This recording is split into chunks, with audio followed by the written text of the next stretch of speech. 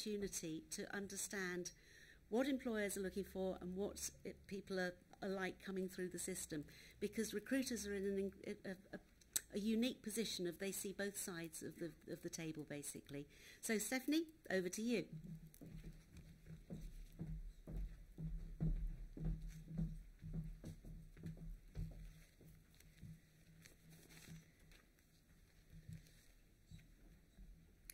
Let's see. No. Yeah.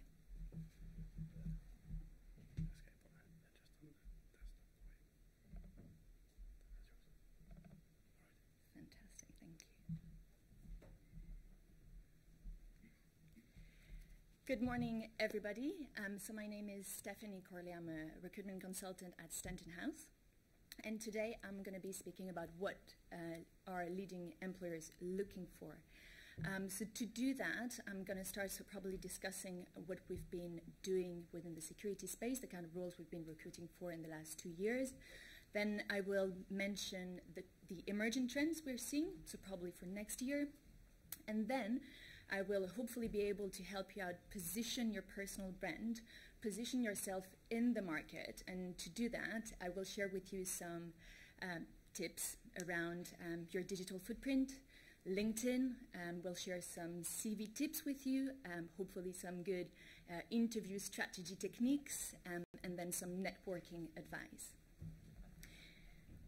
So first of all, a little bit more information on myself. I have a Master in Languages, Literature and Foreign Civilizations from La Sorbonne in Paris, and then went on to do some conference interpreting. So that's not relevant to what we're talking today. It's just to warn you that from as far as I can remember, I've always been looking for a job where I get paid to talk. So I'll try to stay within the 30 minutes I've been given. So I've been now working in recruitment for 4 years. I started initially working in IT, telecommunication and research and development across Europe before joining Stanton House.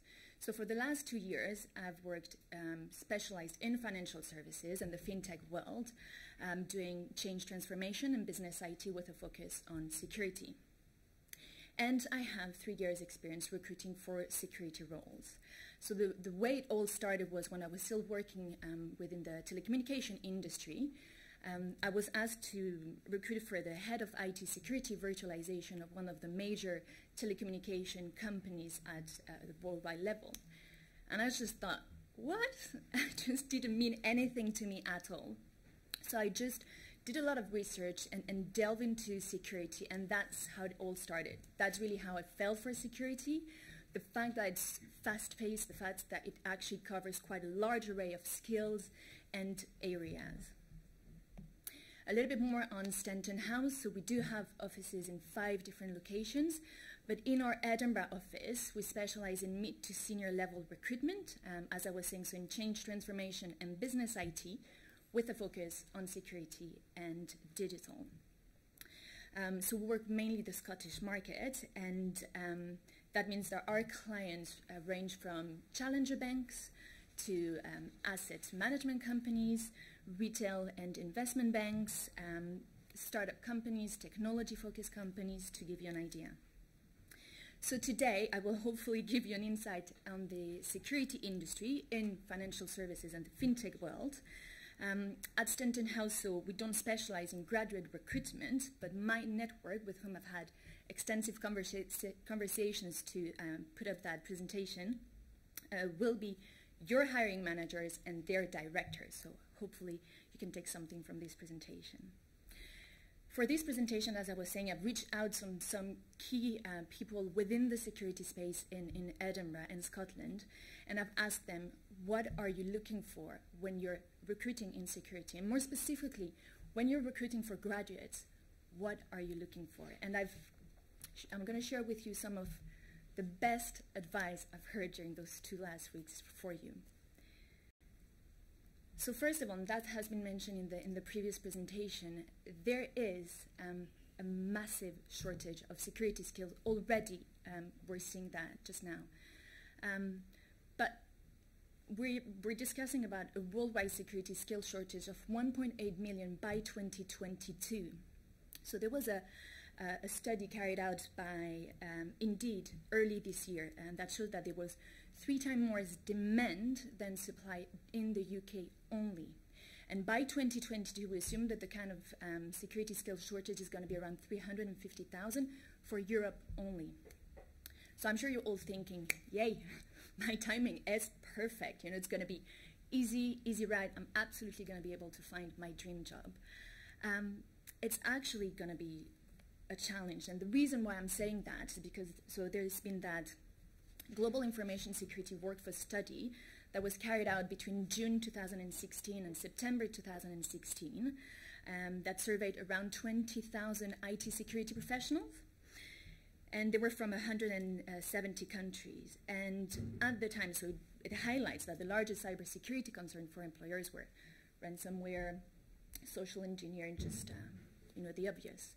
But that was before the massive amount of major data breaches we've seen this year and high-profile attacks and ransomware. I mean, I've lost count. I don't know about you, but WannaCry, Petya, TalkTalk, Equifax, just name them. So threats are really at all-times high, and the stakes are extremely high for companies because the security industry is really now under the spotlight. And with GDPR around the corner, it's no wonder that security has become the #1 priority in terms of recruitment for companies. So that's why it's actually not going to be very easy to find your dream job. And it's because despite that shortage of skills, companies are more choosy than ever when it comes to bringing the right kind of skills on board. So as you've seen in the previous presentation, they interview around 40 people to make one offer.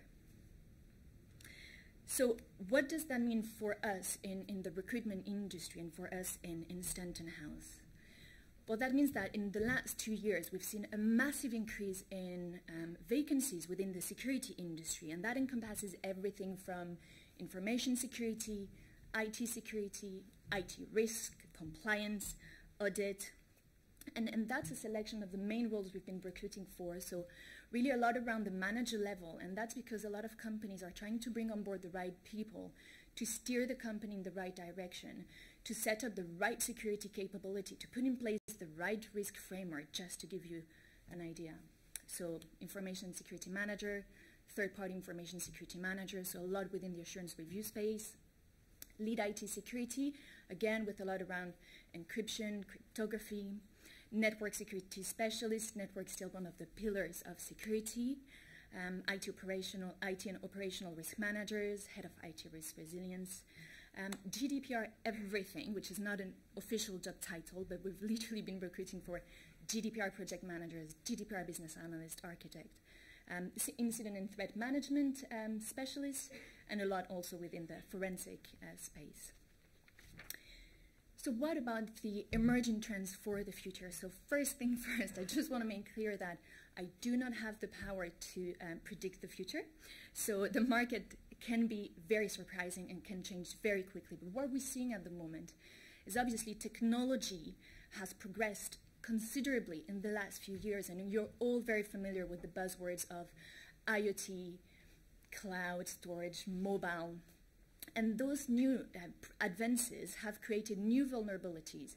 So in the next few years, we're going to see a lot of vacancies and roles within those areas, such as data prevention, data protection, data analytics, data architecture, IAM, artificial intelligence, cloud security and IoT, social engineering. But what we're seeing just now in terms of emerging trends of talent demand are really around 2 main areas. One is security generalist. So a lot of companies are currently looking, and we're hearing that for their roadmap for 2018, security generalists. So information security managers who would have a good grasp of IT security challenges and issues. And a lot also within the vendor security space. And the reason being that more and more companies outsource their security services, but then they need to bring on board someone who will own that relationship with third parties, with the vendors. So there is a lot within the supplier assurance space, audit, assurance reviews.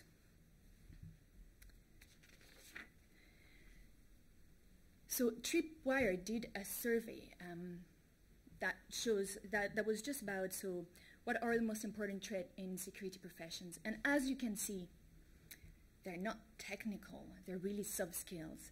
And that really is reflected on the market. There is a massive focus at the moment on soft skills, and that's definitely in Scotland, and I'm sure it's also across the country, the UK. The ability to connect security issues to business priorities, to raise security awareness, to navigate challenging conversations with either your CTO, your chief risk officer, your vendors, your customers, the end user, you just name it. And this global information security workforce study that I've mentioned before really, highlights that. It's been asked to hiring managers, what are the 2 top requirements you're looking for when hiring? And if you look, it's soft skills. It's around communication skills, analytical skills. And when you ask the same questions to the staff, to the employees, they all focus on technical skills. They talk about cloud computing and security, they talk about governance and risk management, compliance. There's a massive divide between that perception of the market, what are leading employers looking for. Yes, you will need technical skills and academic achievements, yes, but soft skills are also crucial. So I'd like to share with you the quote of the head of technology, security and resilience risk from Virgin Money, who highlights that very well. He says, you will go through cycles in your career. You want to look at 2-3 domains like vulnerability management, network security. Keep that and develop from there. But the real nirvana for a security professional is to have personality, to have the ability to speak with the business. So what does that mean for you? Well, there are nowadays multiple ways to find a job. You might get approached by, directly by an employer. You might join a graduate scheme. You might get approached by myself or any other recruitment agency. And they're all looking for security skills. So how do you stand out? First of all, don't be complacent. It is a competitive environment, a competitive industry. How do you become that perfect candidate? Well, we're going to be looking at how do you, secure your digital footprint. And the first obvious reason is that to get a job nowadays is very different from when your parents were looking for a job. In that sense that employers are really looking for the perfect fit, the perfect safe bet, the safe option. And the first thing they're going to do when they get your CV on their desk is they're going to Google your name. They're going to check your LinkedIn profile, and they're going to try to see what they can find on you. So we'll look at that. Then how to produce a really good CV. We'll also hopefully share some good tips on that. Effective interviewing once you've secured your interview, and then how to become a really good networker. So your digital footprint.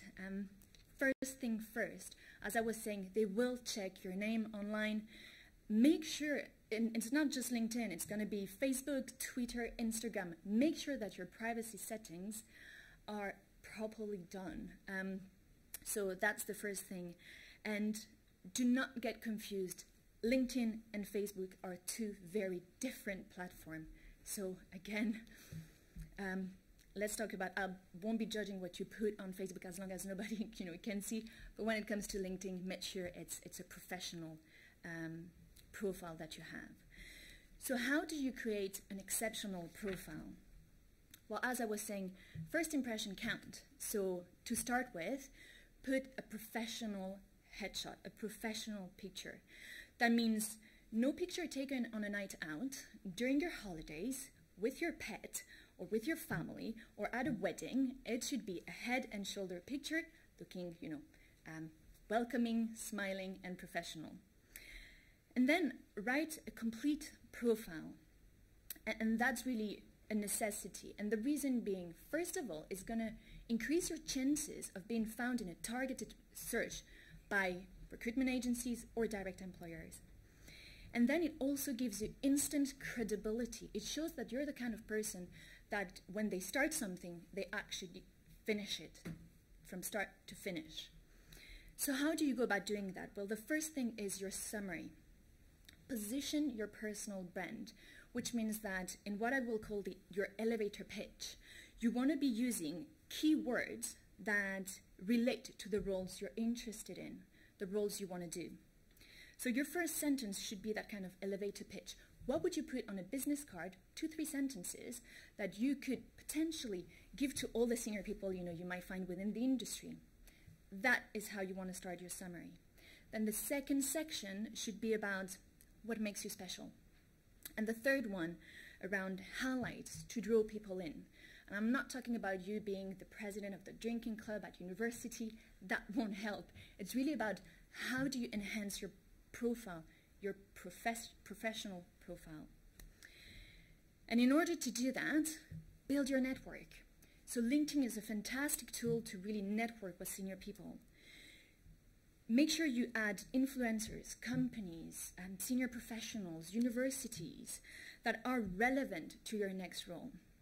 It will create on your homepage a feed that will show that you're immersed in your sector, that you're really trying to push the industry forward, and that's what leading employers are looking for. So join groups that are relevant to what you're looking. And why is that so important to be careful? Because everything you're going to like, share, or comment is going to be shared with your entire network. So be very careful when you're about to click on that thumbs up, because everybody will see it. So ask yourself, is that going to enhance my digital profile? And so I would advise you to not click on videos of cute cats that won't do anything for you. And then learn from others. Learn from others. As soon as you network and you connect with senior people, you will be able to see the kind of articles they share on their homepage. You'll be able to read their blog. And not just that, but if you're looking at your LinkedIn page and thinking, oh my God, I don't know what to write, check the profiles of people who've been in the industry 3-4 years and try to see what makes them engaging. I'm not saying do a copy and paste. I'm just saying use that as a source of inspiration. And then that's a quote by someone present in here, I won't be pointing fingers, who really highlights the importance of being up to date with your industry. So once you've done all that, you need to go and work on your CV. So LinkedIn is pretty much your online CV. Now we're talking about the white piece of paper, and I'm sure we've all been in front of that page thinking, where do I start, what do I do? So before I even get there, there is one advice I'd like to share with you. When you are a graduate and you are looking for your first role, and we've all been there, you're going to be applying to a lot of roles. And no one will blame you for that. You're just trying to kind of double up your chances. But there is nothing worse than to actually receive a phone call from an employer and not remembering what was the role and what's the job spec, and I'm not too sure. So make sure you keep track of all the CVs you submit. That means create an Excel form when you write when you've applied, the job title, the company, if there is any contact name for the role as such, any contact details, register them in your phone. So there's massive difference between yeah, and then thinking, oh my God, what role? Then to go, oh, hi Jacqueline, yeah, absolutely, yes, I was actually wondering, and then start the conversation knowing who the person is. So keep track of that, and then follow up. So if within a week, put a task, within a week, if you haven't heard anything, pick up the phone and call. First of all, it will show that you're genuinely interested in the role. It will show that you're organized, and also that you're proactive. You're not just waiting around and hoping for the best, but that you want to make things happen. So that's before we even start on the CV. Now, CV-wise, whatever you're thinking, don't forget your basics, and that means use a clear layout, starting with your summary, your elevator pitch, as I was saying. And then I know there is a trend at the moment on topical CVs. As much as possible, try to stick with the chronological order, and the reason being that actually when you take out your academic achievements or some summer course you might have attended, out of their context, it's extremely difficult to visualize and understand what it really means. The more you visualize, the more you remember. So try to keep that in a chronological order. Attention to detail is also something that leading employers are looking for on your CV, which means check, double check, triple check spelling mistakes. The format, the font, use one font, not 36, and use bullet points. So when you're wording your CV, be straight to the point. Avoid being too wordy and using a lot of, I am a very enthusiastic and you know, professional. Be very straight to the point. That doesn't mean you shouldn't kind of sell your personal brand, but just do it wisely. But beyond that, beyond your academic life, what employers are really looking for on your CV is things that will make you stand out. Any placement or work experience you've had during your time at university, put it there. Any additional course or you know, summer course or certifications you might have, put it there, highlight it. And demonstrate a genuine interest in your industry. What does that mean? Well, it means participate in user groups, attend events and conferences. And hopefully, if you follow all that, you'll get an interview. So when you get to an interview, what does the hiring manager want to see? They want to see that you're serious about the job, that you're genuinely motivated. So how do you demonstrate that? First of all, know your audience. That means do some research on the company, on the people who are conducting the interview, and on the role. If that information hasn't been shared with you with either the internal recruitment team or the recruitment agency, pick up the phone, be proactive, and ask the question. Then go to LinkedIn and research your interviewers, because it will make a massive difference if you know who you're dealing with. And then they're obviously looking for professionalism that has been mentioned in the previous presentation. What is that? Well, that means be punctual, be on time. Not 2 minutes before the start of the interview, 15 minutes before. So you can sit at reception, take a deep breath, put a smile on your face. I know it sounds silly, but it actually helps. And so you can also have a feel for the company. Is it a company that's very fast-paced, where there's a real buzz? Is it something a little bit more quiet? And make sure it also is suitable for you and your personality. Professional, that means be prepared. And I mean 2 things by that. The first thing is make sure you know the message you want to put across.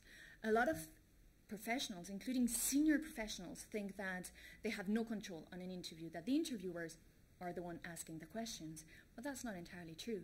You need to know the message you want to put across. What do you want to leave them with? So if there is any certification you're extremely proud of, having, if there is any course you've done that you're, genuinely passionate about, make sure that you mention that during the interview. And it's just about positioning it while answering the question. And that would also avoid you just rambling on.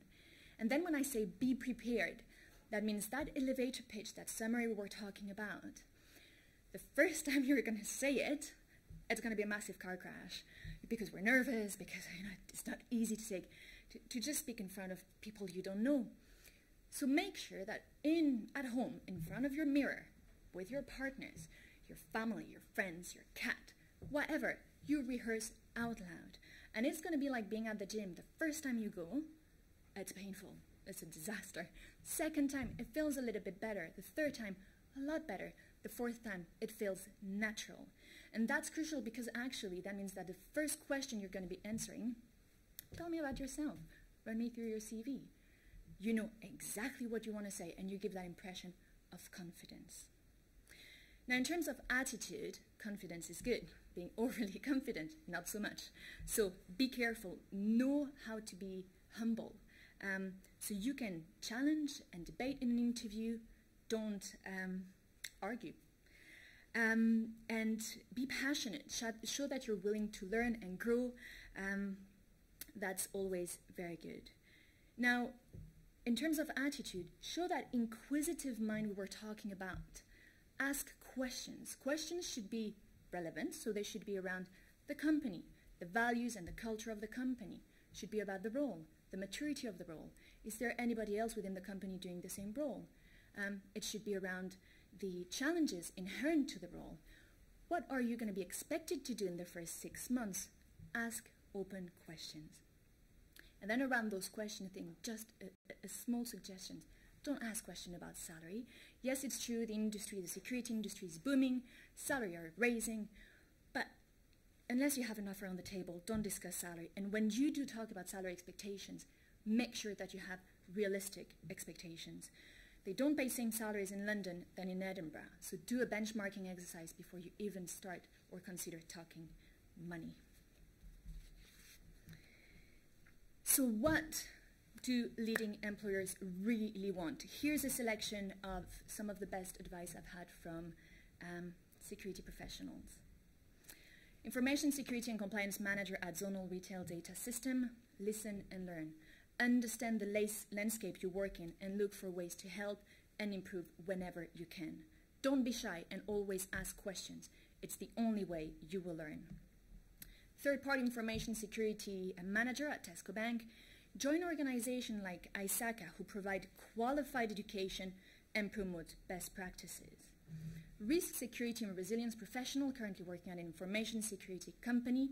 Get experience, attend seminars, grow your industry and recruiter network, get exposure to more senior professionals. A senior security and risk consultant currently contracting for the public sector. Listen to security professionals, liaise with stakeholders, ask questions, learn to listen, be passionate and show it.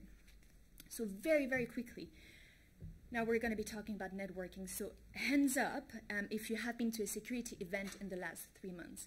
And I recognize some faces, so yeah, fantastic. And if I remember correctly, Alexander? Yes. So Alexander in his room probably knows a lot of people and probably is friends with a lot of people. But he is your direct competitor. So as soon as you enter the workplace, he's going to be in a much better position because he's been at one of those events. He's met with senior people. He's potentially met also hiring managers. So he's already demonstrated that he's proactive, that he's passionate about security. He is in a stronger position because he's going to be able to give live examples, kind of live case study while talking in an interview. Oh yeah, actually, that sounds familiar because last week when I was at the event, and then bring it to life. So he will come across as someone who goes the extra mile. And that is why it's so important to develop that competitive edge. Network as much as possible. While networking, you will keep abreast of your industries. And what is the best way to do that? Meeting senior professionals and learning from them. You have a wide variety of events. And I'm just going to mention a few. You have the meetup events, Ivan Bright, IISP. Register, set up alerts, and go attend. It will show that you take initiatives, that you're proactive, that you're passionate. It will also help you develop your soft skills. We've seen that they're as important as technical skills. It will help you interact with senior people and then in the future have excellent stakeholder management skills. Mentoring programs, absolutely extremely useful. I'm sure that Napier also has one at your doorstep. Register. And then it will help you have a voice, have an opinion, and be memorable. I hope that you will take something from this presentation, be it about developing technical and soft skills, building your personal brand, keeping abreast of your industry, or networking. And I hope that with that you will be able to go away and find your ideal job the way I did at Stanton House. But before I let you go, there's one last thing I'd like to share with you. And I've warned you that I would actually struggle to stop talking. Everything we've discussed today is my advice to help you find the right role. But we're all very different, so think about the things that actually will work for you. Thank you very much.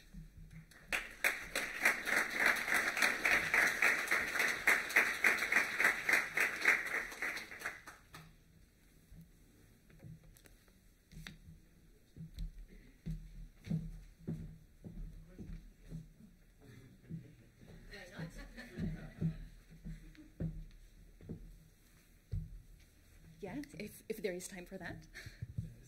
There is. Wonderful.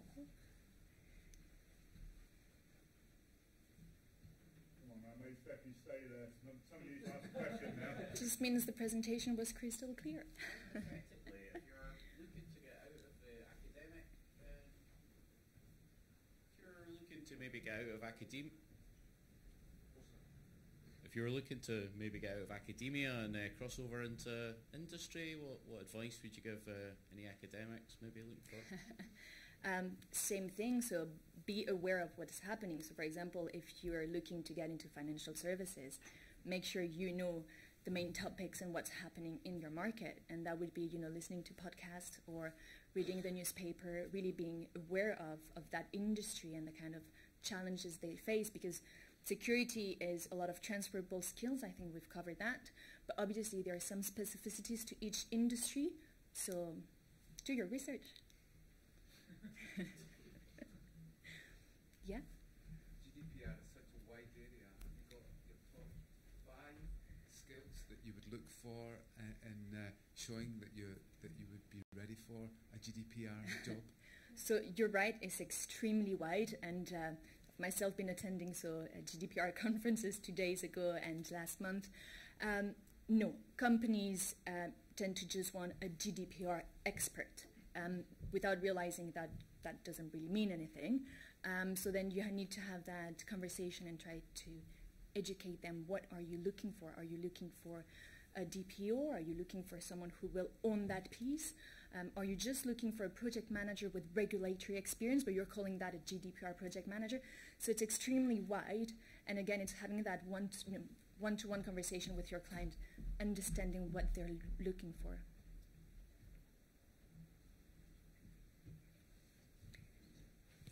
Okay, thank you very much. I think there is one last... Sorry, can I just ask? Just one more question. So when you talk a lot about networking, and it can be quite intimidating when you're going to networking events and you're walking into a room for the first time with a load of people that you don't know, you're saying going up to senior people. What advice can you give somebody? Yes, so it is very intimidating, and usually the reason being Scotland is a small market, so when you go to one of those events, there might be 60 to 80 people in the room and they all know each other.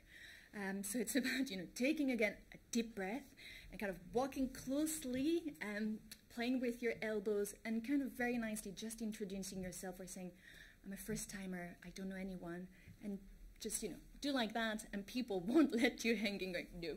And then once that happens, you will just start conversations. It's not easy, and I promise if you actually see me at one of those events, I am the bright red person just holding her breath. But after that, you have the possibility to learn from senior people and engage and discuss about the market, what's happening in the industry, and it's a fantastic experience. I cannot recommend it highly enough. So big smile and just be bold. Okay, thank you very much. Thank you.